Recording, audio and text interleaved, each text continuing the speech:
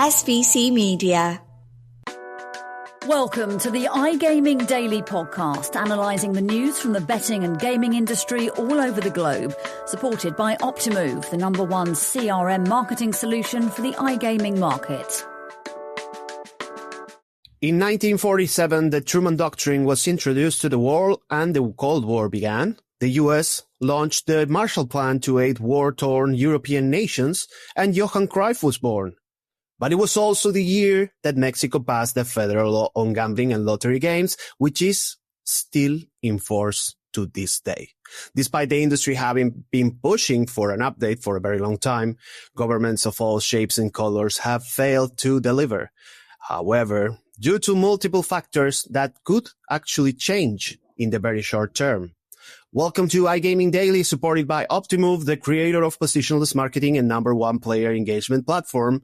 I'm Fernando Noodt, media manager for SBC, and your host for today, where we will discuss what's going on in Mexico. And for that, I am joined by editor-at-large Ted Menmuir. Ted, how are you today? Very well, Fernando. I'm from Georgia and looking forward to tackling this subject matter.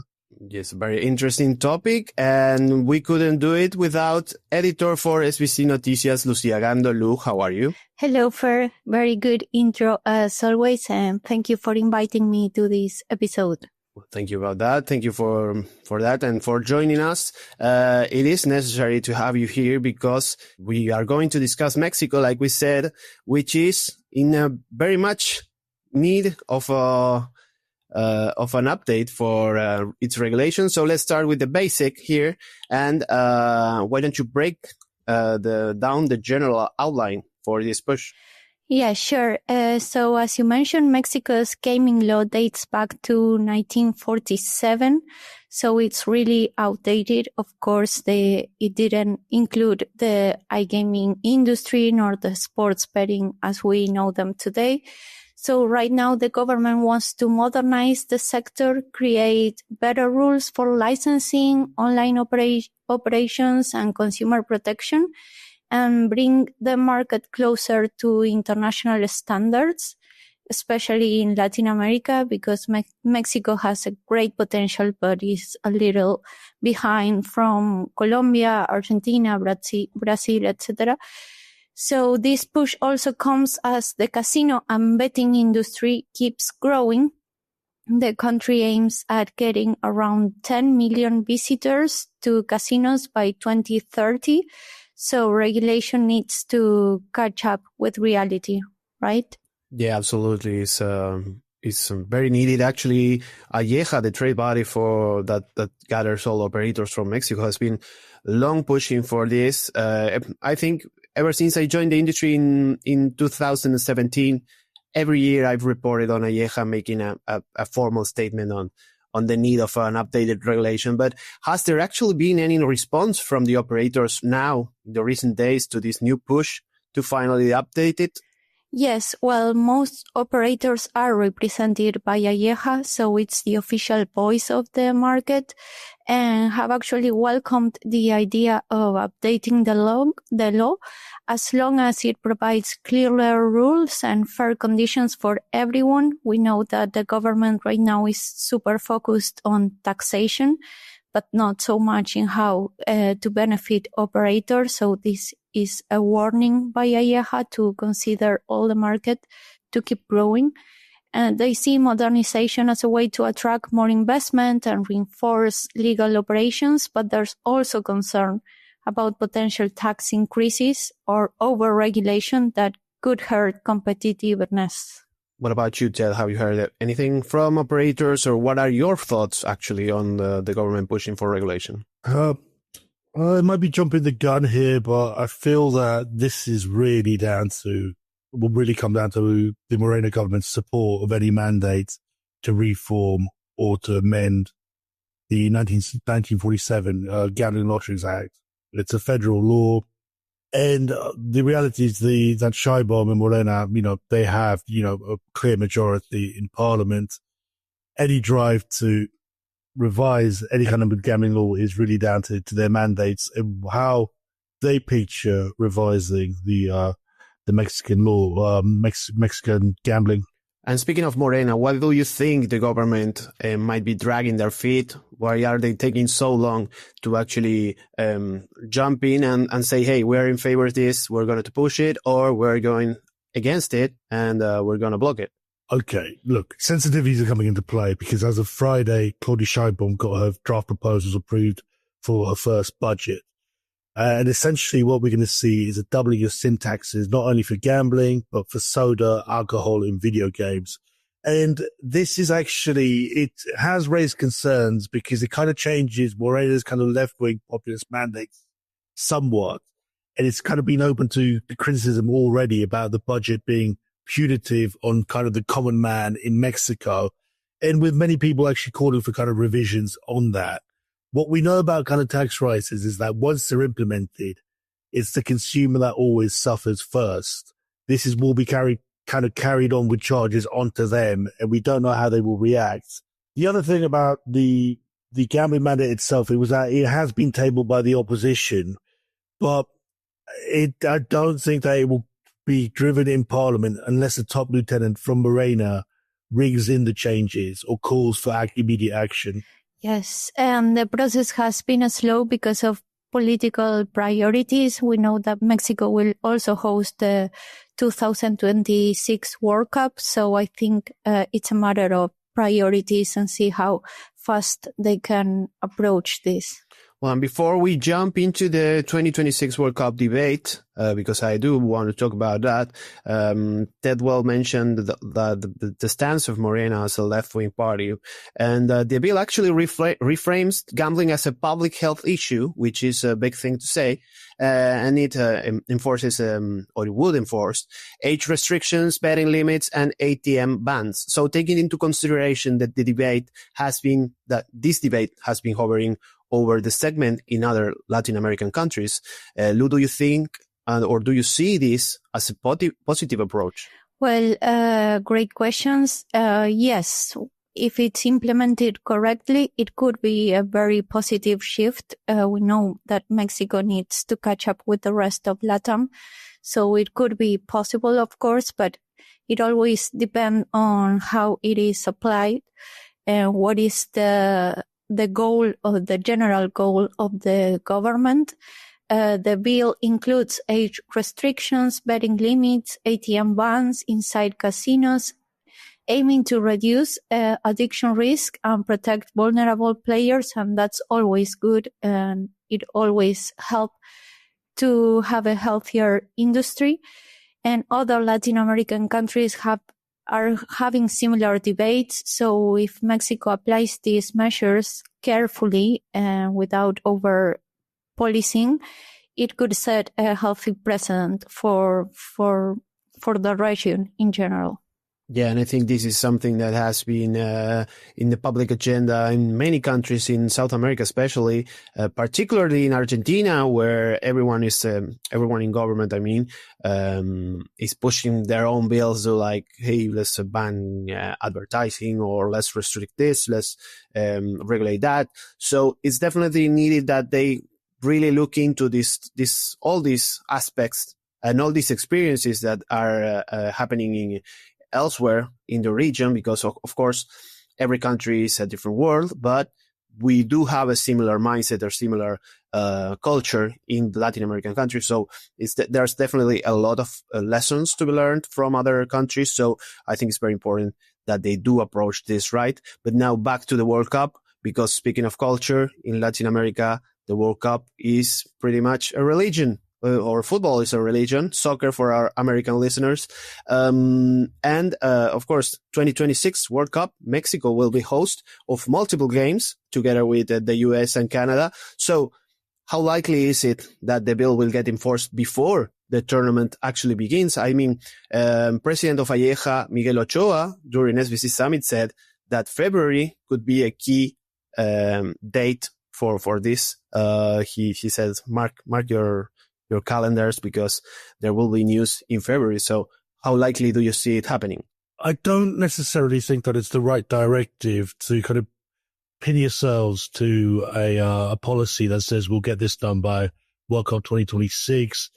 This is kind of the test for Mexican legislators It would be a great headline to have it by the next World Cup and to have kind of the bill settled by that date.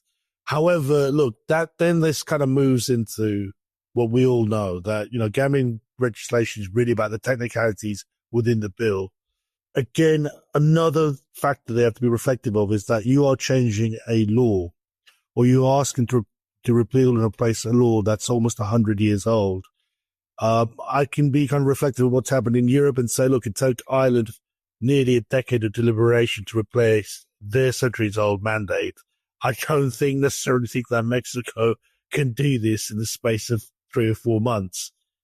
The World Cup, it's a nice finishing line, but there's a long, long way to go before you even get there. So, the law may be passed or partially enacted before 2026. As you said, AIEJA is very hopeful it is completed by February. But the full enforcement, especially for online gaming, would probably take longer, right? Like, I don't think it will be effective right away. Yes, absolutely. You do have to be really thorough when enforcing a regulation or something like this. And like Ted said, it's a 80-year-old bill in 2027. So there's definitely a lot to consider, a lot to look into. But if you want to keep up to date with the news about this regulation and everything as the story breaks, make sure you subscribe to SBC Noticias newsletter, SBC News newsletter, and all SBC Media newsletters as well. Just go to any of our websites, whether it's sbcnoticias.com or SBC News, and go to the newsletter option, and you can just mark all the newsletters from our media network and subscribe to those so you can keep up to date. Right now, we're going to give you some time to do so because we're going to do a very quick ad break, and we will be right back. SBC Leaders connects the gambling industry's top-tier operators and associations to share the best ideas, collaborate on solving the biggest issues, and push innovation throughout the betting and gaming industry. If you're an operator and want to join the discussion, visit sbcleaders.com for more information. And we are back with more iGaming Daily to discuss the regulation updates in Mexico, or the soon-to-be or soon-to-not-be regulation updates in Mexico. We will have to wait and see for that. But, another big market like Brazil has allowed several licenses to be issued for one company. The proposal that's being discussed in Mexico is a one license per establishment model with stricter oversight. So how might this impact on international operators looking at entering Mexico, Ted? Do you think this resembles to a European style of regulation? Looking at this, this is a tight order on licensing, and it does resemble somewhat European controls that we have seen applied to markets such as Italy, Mexico, and Spain. I don't mind this, as I think it kind of takes away kind of speculative brands out of the market early. And the question here is, how many international brands are willing to spend X millions to gain traction in Mexico? It's a real dynamic market. And it's clear from the current licenses that of Playtech, Cali, Bola, Codere, and Thursa, that they are still willing to invest in Mexico on the condition that the market does not become a free-for-all, as we've seen in Brazil. I think Mexico will kind of be more conservative in what licenses it brings to market. I think by the end, we'll see that Mexico will have little resemblance to either Brazil, and it might not necessarily follow kind of the European market conditions. It's not a bad interplay as such. Okay, and Deputy Verdeja, who is the author of the bill, claims that the reform will align Mexico with global best practices. So from a European investor's point of view, let's say you have big money, you want to go into Mexico and partner with, Caliente would be the obvious objective, but maybe you want to go lower from that. But let's say you are an investor in Europe and you want to go to Mexico. How attractive is the country if this reform passes, and what regulatory red flags are there still there? Okay, so from an investor point of view, I don't think that the concern is about attraction. I think it rather hinges on an overall commitment and how willing you are to enter the Mexican market, spend appropriately, build your business, build its localization, and build its engagement with audiences. That's kind of the key question here. How determined are you to see this project through? I think the positive here is that there appears to be kind of parliamentary consensus for a federal law, which is great. But what you then see is that the technicalities come into the foray, which is the governance, the market controls, compliance, AML, IT assurances, and advertising. I think one of the key kind of determining factors will be how Mexico protects licenses against black market encroachment and how it enforces the market against unlicensed gambling. I've read kind of so many articles that say that Mexico's market is valued about 10 billion. I think it's far greater than them. The opportunity here is knowing what is legal, what is grey, and what is black. That is kind of Mexico's true dynamic. Yeah, definitely the regulation would help with that. But I want to pick up something that Lou briefly mentioned during the first half and had all operators grab their wallets, which are taxes. There's also another push to raise taxes on the gaming industry. What is that about, Lou? Well, that's another ongoing discussion, and it's been very hard to understand by operators, like the aggressiveness of the government.